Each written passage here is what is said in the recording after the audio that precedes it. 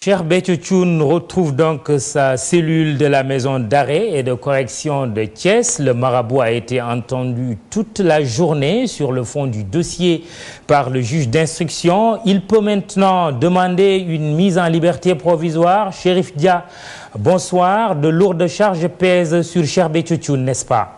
Oui, Mamadou Ibra Kane, vous l'avez dit, Cheikh Béthio Thioune est retourné en prison à 17h30 après avoir été entendu sur le fond du dossier pendant plus de 6 heures d'horloge par le doyen des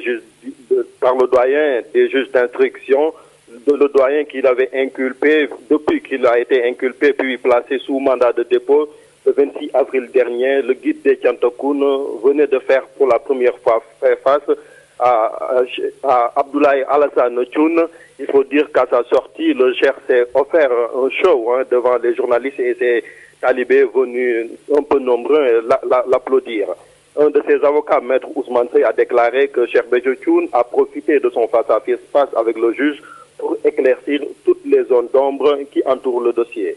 Pour lui, l'état de santé de son client n'est pas compatible avec la prison et il compte introduire une demande de liberté provisoire au bénéfice de son client dans les prochaines 48 heures. Il faut rappeler que, comme vous l'avez dit, les chefs d'inculpation sont très lourds. Parmi ces chefs, on peut citer le délit de complicité d'homicide volontaire, non-dénonciation de crime, recel et inhumation de cadavres sans autorisation, détention d'armes sans autorisation et association de malfaiteurs. Cela fait suite au double meurtre qui a eu lieu le 22 avril dernier à Keur Samba Laobé, ayant coûté la vie à Bara Sow et à Babacar Diagne. Chérif Dia, merci.